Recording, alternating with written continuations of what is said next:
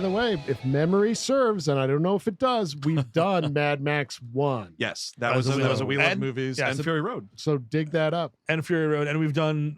Which did we did? Yeah, we did. We did Beyond Thunderdome at the Frequency Festival. And we released that as an episode. One. Yes, yes, we did. Yeah. And I want to be clear about one thing. Unfortunately, Chris couldn't be with us today because we had to sell him to get the gasoline to give you this episode. It's tough times right now. It's really tough times. I had to sell him. I sold him to a Morton Joe's breeding facility. The cool thing is though, it was a steal because we traded Chris in. We got all this guzzoline and this gorgeous blonde twink that's just hanging in the studio now. Oh yes, great trade. Good vibes. Thank you. I have been working on my weight. So thank you.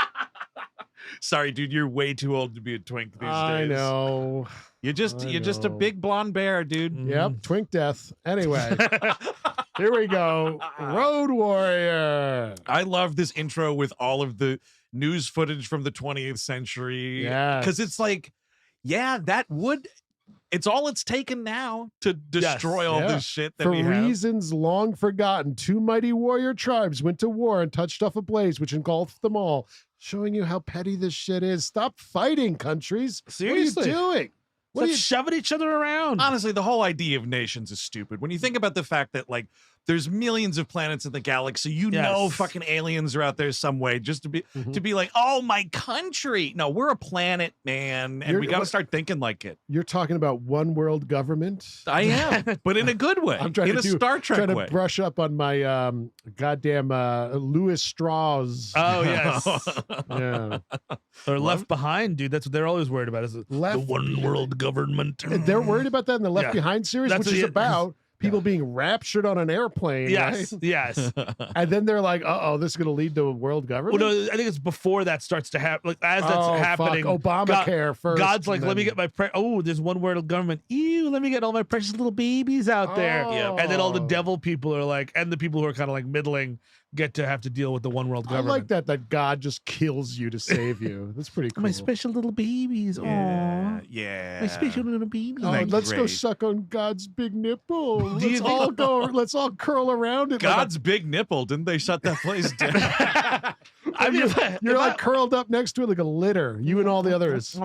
If I'm Max Radikowski here, I'm like, when did the rapture happen? I guess I missed the rapture. Yeah, dude. That's got to be embarrassing, right? Like you wake up and it's like, oh, looks like the rapture happened and I did not have a ticket. It's sort of like how 28 Days Later starts. Yeah. That's true. What's the deal with him at the beginning of that movie? He's in the hospital for what reason? He's in a coma because he was a bicycle courier. He got hit by something. That's right. That's right. Man, I mean, I rewatched both of those the other year. Both are excellent. I actually really like that second one, 28 Weeks. I got to go back to the second one. I've only seen it once. I liked it a lot. I saw it in theater. Did we see it together in theaters? Probably. Village East, I believe. And then you went and kissed God's nipple together. Actually, speaking of why we're doing this episode is because at the end of this month, Furiosa is coming out. Fuck yeah. Honestly, they have 2 trailers for that out now. The second one, I mean, I think it looks baller as fuck. I'm excited. The trailers look better than I thought. I will say, and I mean, again, and she will, I'm going to credit my wife for this.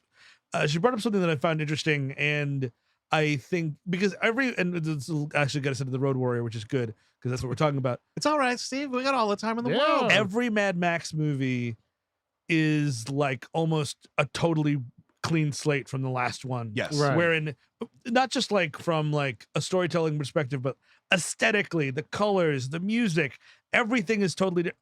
Except this looks like it wants to look like Fury Road. Yes, more so than true. I feel like, you know what I mean? At least for the trailer, which again, we're just talking trailers. Yeah. It's trying to set itself in the same universe. It looks really like a sequel as opposed to other Mad Max movies, which are just sort of like, it's Max, it's a whole new tableau. It's sort of like an oral history where someone retells the story and it changes each time. Right. Oh, now we're thrown in the airline captain sort of merging with Max this time. We're just retelling the same story in a different way. Yeah. And this, to your point, yes, it is direct prequel. Yeah. Here's Morton Joe's in it, I believe. Like we're seeing the flaming guy with the guitar is back. At like the that same kind of stuff. time, when you strike oil, you refine it.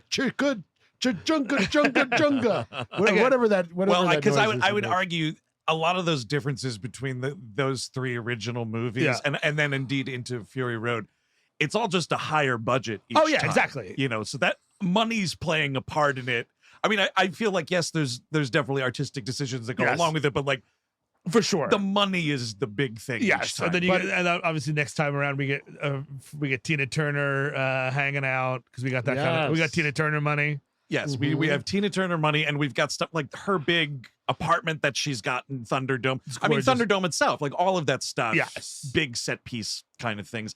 This Road Warrior is much still in line with Mad Max, where it's like, we are really just crashing cars in the Australian desert. It's a low budget science fiction action movie. And it's smart because this time around, we're not talking about the city at all. There's no law, no order. Yep. It is just the roads. That's it. You know, which is the way we start. Yes, we got this great life is a highway. And I wanna drive it all night long. I'm being pulled over by Officer Sugar Tits. White line nightmare, it's described as. That's right. That's a great line. An hour with Mel Gibson, hanging out with that fella. If you like what you just heard and want to hear the rest of this episode, go to patreon.com/WeHateMovies and sign up. You'll get this episode along with all sorts of other exclusive Patreon content, as well as a unique RSS feed that can be used with the podcast app of your choice. Patreon.com/WeHateMovies. Check it out.